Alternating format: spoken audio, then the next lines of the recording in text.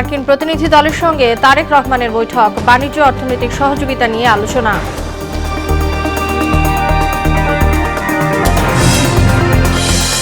উত্তরায় অগ্নিকাণ্ডে নিহত 6, দগ্ধ 13 জন, হাসপাতালে ভর্তি। কুমিল্লায় আধিপত্য বিস্তারের সংঘর্ষে 2 জন নিহত। কেরানীগঞ্জে মা মেয়ের লাশ উদ্ধার। আপিলের 7ম দিনে 40 আবেদনের শুনানি, গণভোটের পক্ষ নিতে সরকারের বাধা নেই জানালেন প্রেস সচিব। নির্বাচন ঘিরে কাটছেই না সংশয়। এবং ছুটির দিনে জমে উঠেছে বাণিজ্য মেলা, ভরা মৌসুমেও চড়া রাজধানীর সবজি বাজার, ফের ঊর্ধ্বমুখী চালের দর।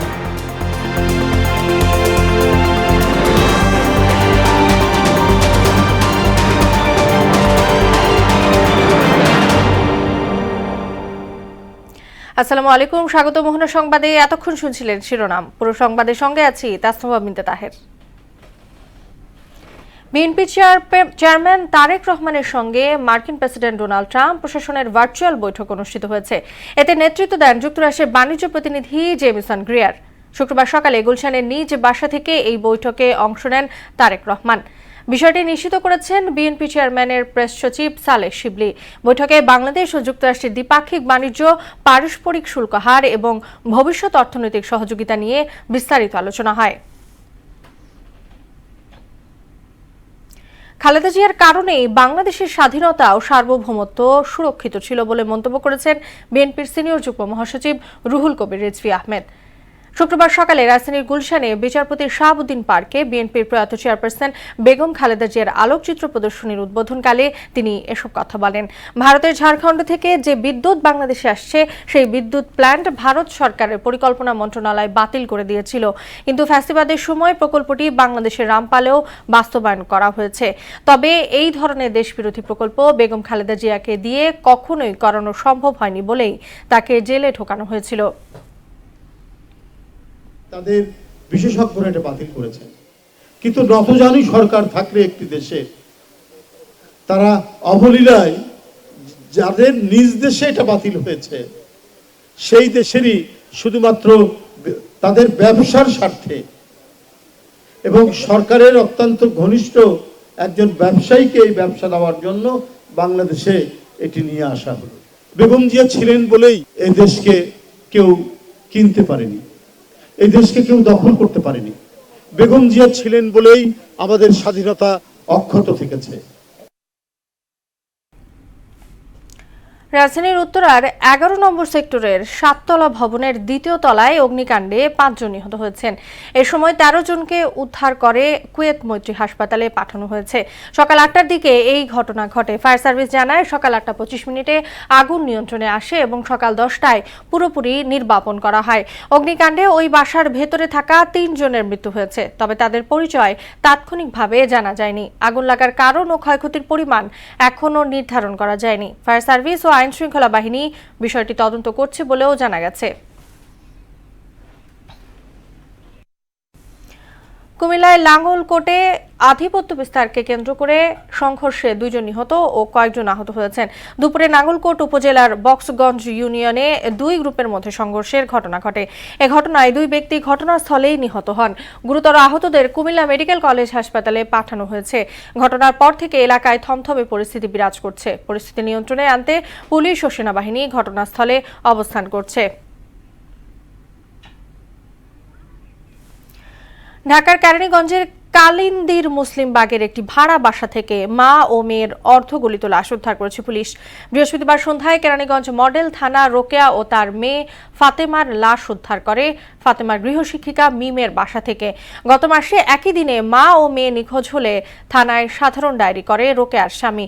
গতকাল সন্ধ্যা থেকে কালিন্দি মুক্তির বাগ গৃহশিক্ষিকা মিমের বাসা থেকে দুর্গন্ধ বের হলে স্থানীয়দের সন্দেহ হয়। পরে পুলিশে খবর দিলে মিমের খাটের নিচে রোকেয়ার ও বাথরুমের ফল ছাদ থেকে ফাতেমার লাশ উদ্ধার করা হয়।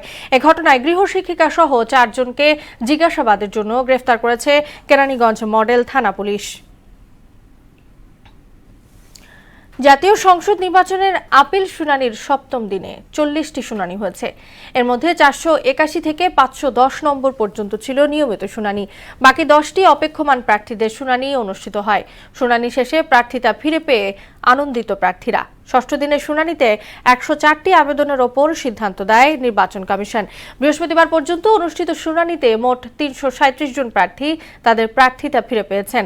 একই সময় 115 জনের আপিল নামঞ্জুর বা বাতিল করা হয়েছে। এছাড়া 33টি আবেদন এখনো অপেক্ষমান রয়েছে।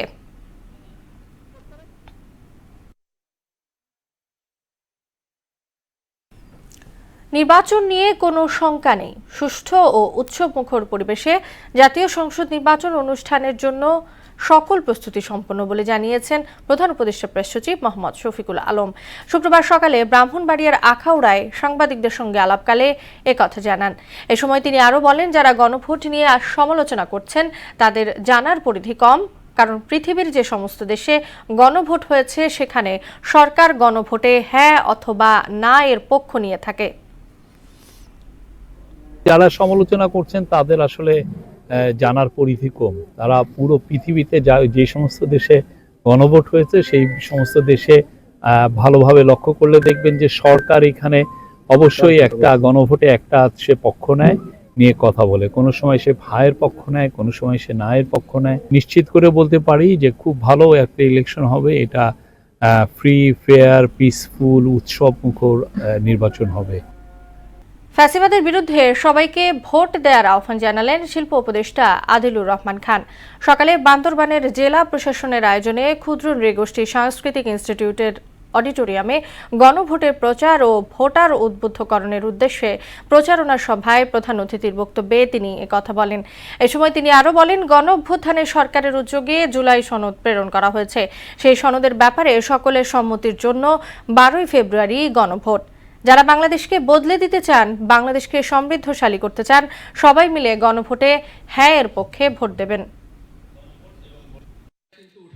গণভোটে জুলাই সনদের পক্ষে যেন হ্যাঁ ভোট আসে, সেজন্য সবাইকে আহ্বান জানাচ্ছি যেন কখনোই আর ফ্যাসিবাদ, পতিত স্বৈরাচার ফ্যাসিবাদ কখনোই ফেরত না আসে বাংলাদেশে। ষড়যন্ত্র যারা করছে তারা মূলত পালিয়ে যাওয়া লোকরা এবং তাদের সঙ্গের দুর্বৃত্তরা করছে। বাংলাদেশের জনগণ রক্ত দিয়ে যে ধারা প্রতিষ্ঠা করেছে অন্যায় অবিচারের বিরুদ্ধে, সেই ধারা সমস্ত ষড়যন্ত্রকে প্রতিহত করে। ভোটের প্রস্তুতির খবর।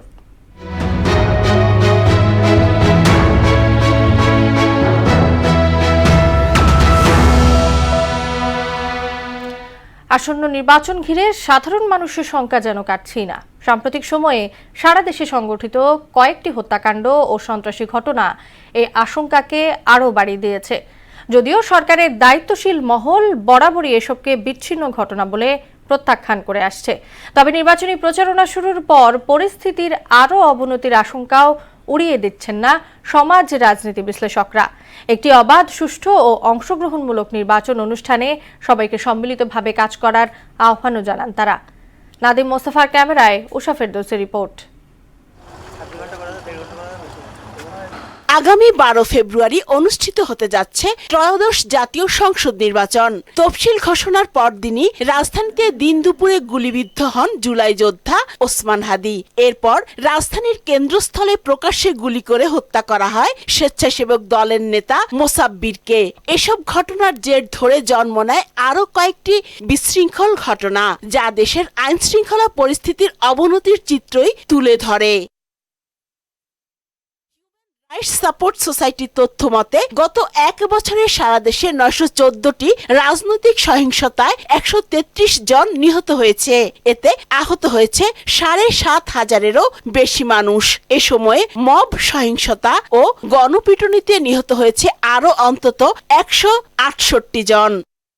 এমন পরিস্থিতিতে নির্বাচনের পরিবেশ নিয়ে শঙ্কার বিষয়টি উড়িয়ে দিচ্ছে না দেশ জনতা। ভালো একটা নেতা ছিল হাদি, ইনকলাব মঞ্চের, তাকে যেহেতু গুলি করা হয়েছে তাহলে একটা বড় একটা ধাক্কা খেয়েছে। তারপর দেখা যাচ্ছে ডেলি স্টারে আগুন, প্রথম আলে আগুন। তো এটা কি আমাদের নির্বাচনের আগে যদি এইসব সংখ্যা দেখা দেয় তাহলে পরবর্তীতে কি হবে? এখন পর্যন্ত হাদি হত্যা প্লাস আনুষঙ্গিক সেদিনও তো একজন হত্যা হয়েছে আর কি, গুলিবিদ্ধ হয়েছে। তো সেই হিসাবে নির্বাচনের পরিবেশ বলা যায় না। বাংলাদেশে কথা বলার মতো কখনোই কোনো পরিস্থিতি ছিল না, এখনো নাই, আগেও ছিল না। বিশ্লেষকরা বলছেন দ্রুততম সময়ে সংঘাত সহিংসতা নিয়ন্ত্রণে এনে জনসাধারণের মধ্যে নিরাপত্তা বোধ সৃষ্টি করাই ভোটের আগে সবচেয়ে বড় চ্যালেঞ্জ। নির্বাচনের ইশতেহার ঘোষণার পরের দিন শরীফ ওসমান হাদিকে হত্যা, তারপরে প্রতিদিনই প্রায় একটি করে হত্যার ঘটনা আমরা গুলি করে দিন দুপুরে আমরা দেখছি, খবর পাচ্ছি। তো এই পরিস্থিতিগুলো আমাদেরকে শঙ্কিত করছে যে আসলে নির্বাচনটা কতটা শান্তিপূর্ণ অবস্থায় হবে এবং কতটা গ্রহণযোগ্য হবে। তো গ্রহণযোগ্য না হওয়ার সংখ্যা বেশি, অর্থাৎ সংখ্যাটা এই জন্য বেশি যে নির্বাচনকে সুষ্ঠুভাবে সম্পন্ন করার জন্য সবচেয়ে গুরুত্বপূর্ণ যে ইনস্ট্রুমেন্টাল রোলটা প্লে করে সেটা হচ্ছে পুলিশ। সেই পুলিশকে আমরা আসলে কনফিডেন্সে আনতে পারিনি, কিংবা আনার জন্য সরকারের পক্ষ থেকে খুব দৃঢ়তা দেখা যায়নি। এটা হচ্ছে অন্যতম প্রধান সরকারের জায়গা থেকে ব্যর্থতা। আর অবাধ সুষ্ঠু নির্বাচন আয়োজনে সরকার ও রাজনৈতিক দল সহ সবাইকে ভূমিকা রাখতে হবে বলে মনে করেন এই সমাজবিজ্ঞানী।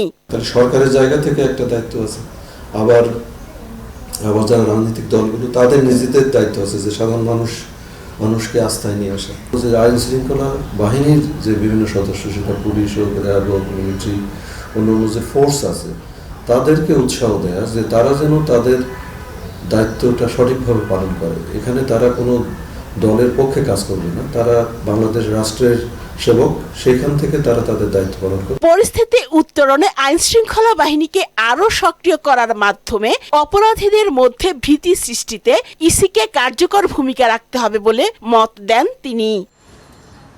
উষা ফেরদৌস, মোহনা সংবাদ, ঢাকা। শুক্রবার ছুটির দিনে মেলা ঘিরে সকাল থেকেই দর্শনার্থীদের উপচে পড়া ভিড়। নানা বয়সী মানুষের পদচারণায় মুখর মেলা প্রাঙ্গণ। পণ্য প্রদর্শন, বিশেষ ছাড় ও বিনোদনের নানা আয়োজন মেলার পরিবেশকে করেছে আরও প্রাণবন্ত।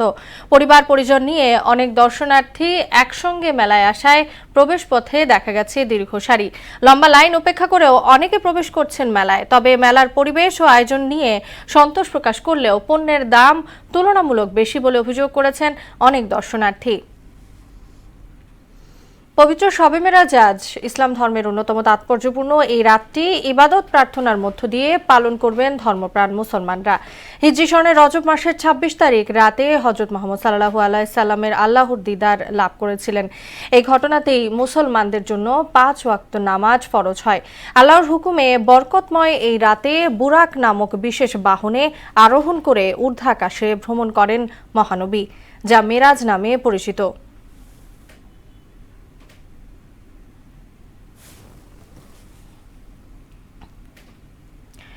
ধর্মীয় উস্কানি, মব সন্ত্রাস ও উগ্রবাদের মাধ্যমে দেশে অরাজকতা সৃষ্টির অপচেষ্টার বিরুদ্ধে ছাত্র সমাজকে ঐক্যবদ্ধ হওয়ার আহ্বান জানিয়েছে হিজবুত তাওহীদ ছাত্র ফোরাম।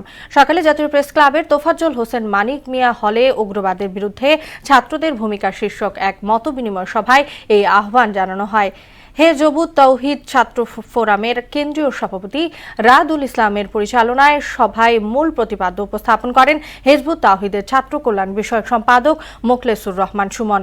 এ সময় তিনি বাংলাদেশ বর্তমানে এক গভীর সংকটকাল অতিক্রম করছে। একটি উগ্রবাদী গোষ্ঠী পরিকল্পিতভাবে ধর্মীয় উস্কানি দিয়ে সমাজে চরম উত্তেজনা সৃষ্টি করছে।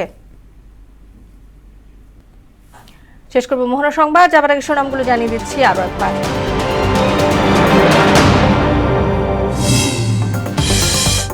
মার্কিন প্রতিনিধি দলের সঙ্গে তারেক রহমানের বৈঠক, বাণিজ্য অর্থনৈতিক সহযোগিতা নিয়ে আলোচনা।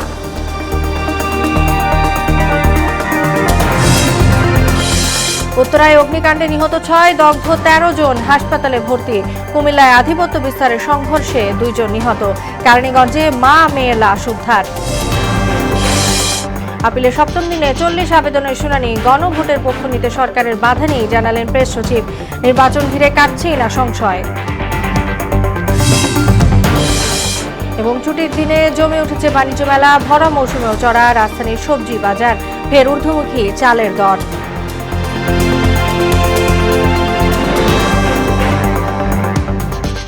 এই ছিল মোহনা সংবাদে। পরবর্তী সংবাদ রাত ৯টায়, এর আগে সন্ধ্যা ৭টায় দেখবেন সংবাদ এক নজরে।